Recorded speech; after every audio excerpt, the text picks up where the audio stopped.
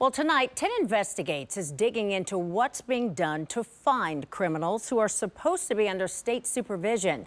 Right now, nearly 2,000 parole violators are unaccounted for in our state, and they were placed on supervised release and are now on the run from their parole officers. Tonight, a recent murder is raising questions about the state's ability to keep you safe.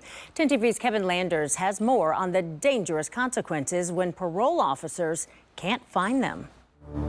He was stabbed to death while protecting his family from a violent, deranged criminal. A criminal on the run charged with killing the man she loved. My husband, Patrick, was brutally murdered in our home on June 4th. The man accused was called a violator at large, convicted of a violent felony. He and others are supposed to be under state supervision. They are convicted drug traffickers, rapists, burglars, and domestic violence abusers. Some are considered dangerous and possibly armed, but the state's fugitive task force has no idea where nearly 2,000 of them are. No, we don't know where they are, but we are continuously looking for those folks. More than 500 fled this year. Is that acceptable? Well, I wouldn't talk about it in terms of being acceptable. It is kind of the real number. Roger Wilson is the head of parole and community services. He says the numbers have remained steady because he says hundreds of parole violators are arrested every year. Where is the supervision failure if they're allowed to just skip and no one knows where they are? Well, I wouldn't characterize it as allowing them to skip. We do a really good job of supervising folks. And the state says it has no plans to put more people under post-release control on ankle monitors, which lets parole officers know where they are. If we have reason to believe that community safety will be enhanced by putting more people on ankle monitors, then we would certainly consider that. Champaign County Prosecutor Kevin Talibi disagrees. I don't know how DRC can say there's not a public safety concern, particularly when they're folks that they're putting on ankle monitor are been identified by DRC as targeted violent offenders. The Department of Correction tells us it has 22,000 people under supervision across the state. And when they lose contact, the outcome can have deadly consequences. My home, my sanctuary, was invaded and my husband died for it. 38-year-old Mordecai Black is the man police say stabbed her husband to death and stands charged with aggravated murder. Black was placed on post-release control with an ankle monitor.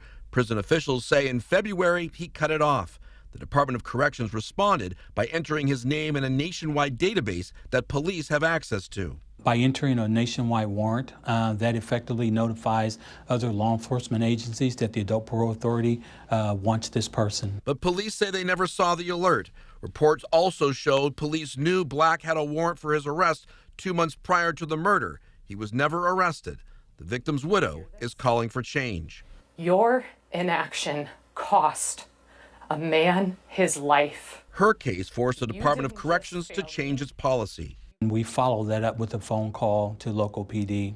10 TV searched the Department of Corrections webpage. It says these 21 people under supervision have been on the run since 2016. That's nearly a decade without a trace. The longer someone is gone, oftentimes the colder the case goes. In Ohio, being placed on supervision doesn't mean everyone meets with the parole officer face-to-face. Some can check in by phone. We do believe that's an efficient way to supervise parolees because only the lowest level people on our caseloads are qualified for the phone in.